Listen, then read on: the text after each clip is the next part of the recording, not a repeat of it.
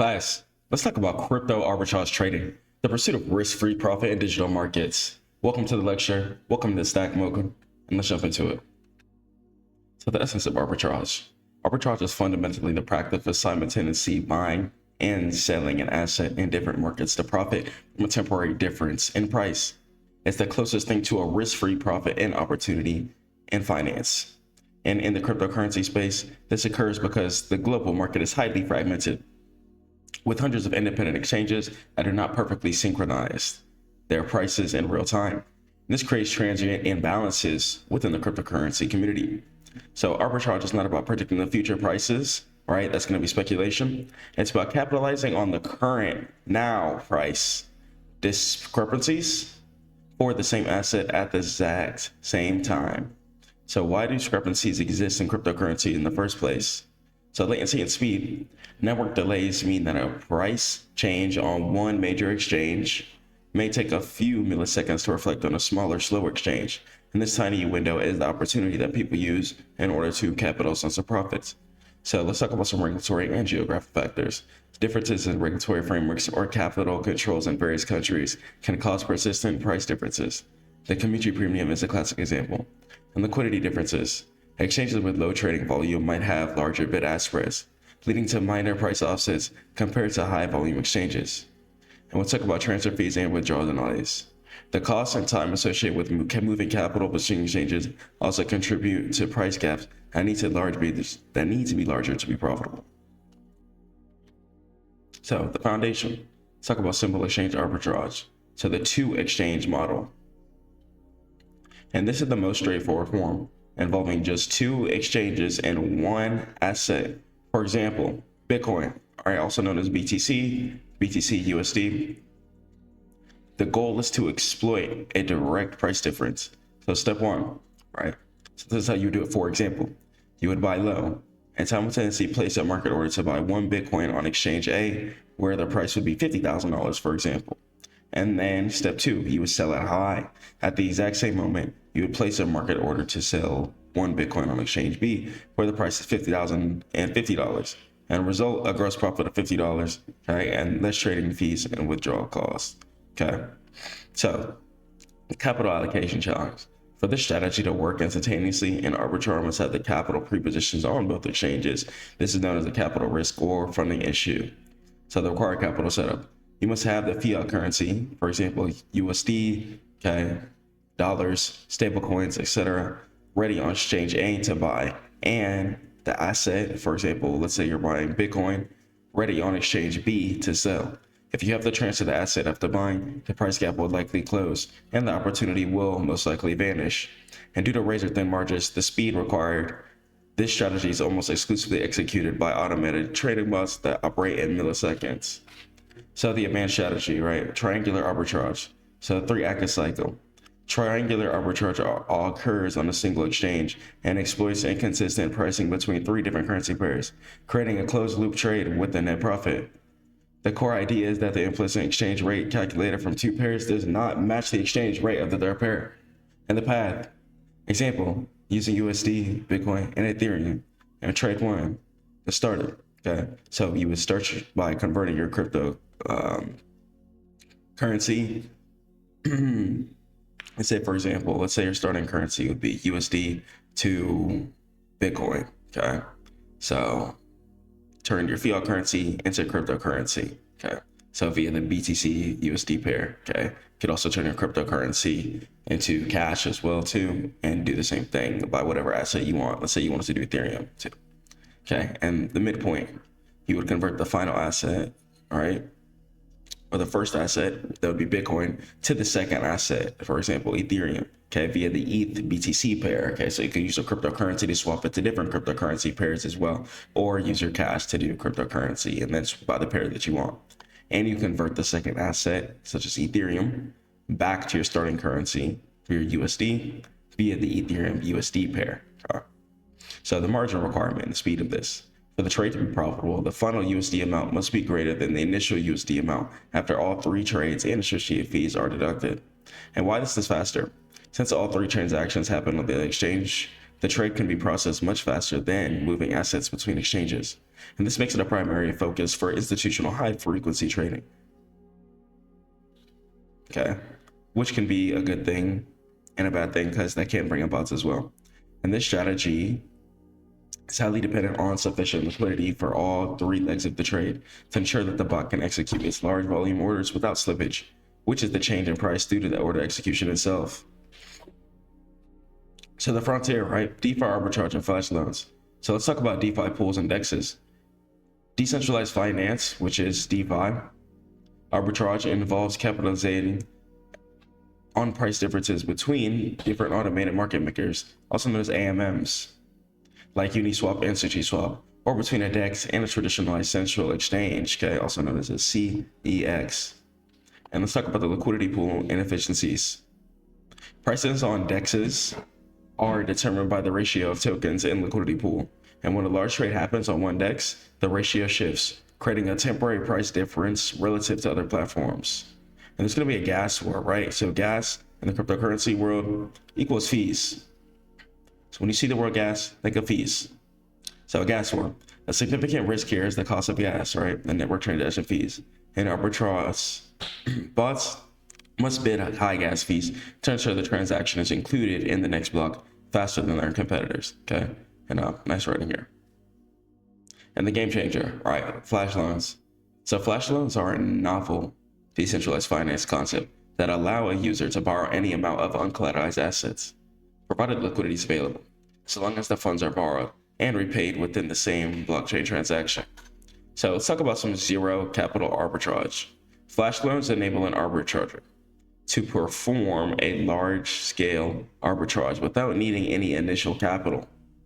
The bot executes the buy low, sell high sequence, and then repays the loan plus a small fee, all in one automatic transaction, okay?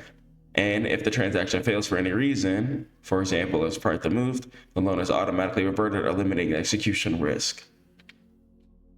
So the automated lifecycle of an arbitrage trade. So opportunity scanning, right? We can go watch it. So the bot, right? Having a bot, especially as AI progresses and things like that, the bot continuously monitors real-time price feeds across depth exchanges, calculating the net profit after all fees for every possible pair or triangle. And it seeks a spread that is going to be wider than the combined cost of trading and transferring the funds. 2, trade evaluation and execution, the trigger. Once a qualifying spread is identified, the bot initiates the simultaneous execution. And for interchange arbitrage, this means sending API calls to both exchanges at the same moment. And the execution must be extremely fast to beat other bots. And let's talk about the settlement and rebalancing, right? The closer. So after the trade fails, the arbitrage now has an imbalance of assets. For example, more Bitcoin on exchange A or less on exchange B. And the final step is often transferring the net profit back to the seller account and rebalancing the capital for the next opportunity, which incurs more fees. So the necessity of automation for arbitrage, the bot stack. Manual arbitrage is essentially impossible in modern markets. An entire process relies on sophisticated low latency software, written primarily in languages like Python or C++, and the API integration. Bots communicate directly with exchange APIs, application programming interfaces, right? That's what API stands for, to retrieve real-time order book data and submit orders. This bypasses the slow web interface entirely. And collocation. Professional arbitrage often host their bots physically close to the exchange servers, known as collocation, and to shave precious milliseconds off their network latency. And high-frequency data. The bot must process tens of thousands of market data updates per second to stay. And algorithmic sophistication, the net profit calculation. A good bot doesn't just look at the price gap and must factor in variable market maker fees, taker fees, slippage estimates, and potential withdrawal transfer fees to calculate the true expected net profit before initiating trade to make sure that's worth it. And the competitive landscape is going to be fear as more capital flows into arbitrage and the profit margins are driven closer and closer to zero. And this creates an arms race of technology and speed and execution efficiency. So, 1, the execution risk, right? The closure. So this is the biggest threat. The arbitrage opportunity often disappears before the second leg of the trade is filled. If you buy low on exchange A, but the price on exchange B drops before your sell order executes, you are now holding the asset at a loss. This intended simultaneous nature of the trade has been failed. So 2, slippage in the costs, right? Arbitrage profits are often less than 0.5%. If an exchange increases the trading fees, or if a large order causes slippage, which is filling at a worse than expected price, the small profit can instantly turn into a loss. And arbitrage must strictly track their trading tiers and fee schedules to make sure that the trade is going to be worth it before they put on some size. So, withdrawal and funding risk, right? The weight. For inter-exchange arbitrage, the capital needed to rebalance the accounts, right? So moving the final asset back to the original exchange can be tied for minutes or hours due to blockchain confirmation times or exchange enforced withdrawal limits. This is known as going to be opportunity cost. So, walking through a hypothetical Bitcoin trade, right? Let's say on exchange A, you bought low. Okay, let's say the Bitcoin USD price, 60,000, you have 100K available, $100,000 available. USD, fiat currency. Okay, on exchange B, you would sell high. Okay, on exchange B, the Bitcoin USD price is 60,050. Okay, and you have 1 Bitcoin available.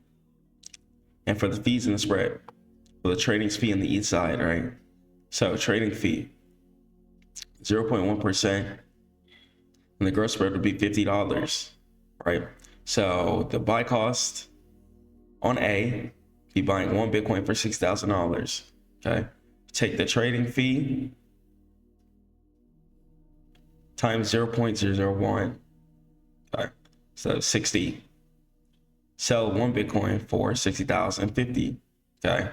And then same thing with the other trading fee, that'd be 60.05, okay? 60.05 plus 60 is 120.05 gross profit, okay? And that's just gonna be the total fees paid, okay? So that's the calculations you do to get the fees, and then your gross profit would be $50, okay? The gross profit minus the fees, then boom. You see the arbitrage fail due to fees, making the trade not worth it. So sometimes fees can destroy your profit. So keep it in mind about that. Even if you're a day trader, spamming trades and stuff like that, especially if you're losing, can increase your losses. And certain fees depend on certain brokers or exchanges. So check them out, depending on whatever you trade on. It's not going to be the same everywhere. And arbitrage is only profitable when the gross spread significantly outweighs the total cost, right? The fees and the slippage, and the threshold must be met first, okay? So the evolving landscape and the challenges ahead. So the market efficiency. The long-term impact of successful arbitrage is the increase of market efficiency. Arbitrage in the pursuit of profit automatically correct the price imbalances, forcing the market to converge on a single fair price, okay? So reduce volatility. By buying low and selling high, arbitrage stabilizes prices and reduces unnecessary volatility caused by large temporary discrepancies. And fair pricing is involved. And ensures that retail traders, which means just non-bank traders, just individual traders pretty much, are less likely to buy or sell at an artificially poor price. And the competition and innovation. From HVT to MEV, the focus has shifted from simple inter-exchange arbitrage to complex, low latency strategies like miners plus maximal extractable value, right? MEV, arbitrage on the blockchain networks. Blockchain is going to be the cryptocurrency network where people can go ahead and trade. Okay, it's going to go and check all the transactions and manage everything via smart contracts. Okay, so unlike a bank system where money goes from person to the bank where they confirm it, and then the person, cryptocurrency, happens to work on a person-to-person system, okay, making it one of the most dominant systems in order to send money or receive money. And as global crypto markets mature and become more interconnected, traditional arbitrage opportunities are shrinking, and success now requires cutting-edge technology, faster network access, and highly sophisticated risk management algorithms. And the race for speed continues to define who profits and who loses in the zero-sum game of crypto arbitrage. So summary of arbitrage trading, right? Arbitrage is the simultaneous trading of an asset to exploit temporary price differences for risk-free profit. It's not speculation, but rather a corrective mechanism for market inefficiencies. If you have enough capital, then inshallah it'll be profitable. And types and methods. Okay, so We covered inter-exchange markets, right? That's the two markets, triangular, three pairs, okay, and one market, and DeFi, which stands for decentralized finance, using flash loans. And they're all highly dependent on extreme speed and technological automations. And the reality of risk. While theoretically it's risk-free, execution risk, high transaction fees, and slippage can easily eliminate the tiny profit margin, turning a potential gain into a guaranteed loss. And automation would be mandatory for success most of the time, inshallah. Okay, so I pray to God, keep grinding. If you want to learn how to trade cryptocurrency, head over to stackmode.net. Peace.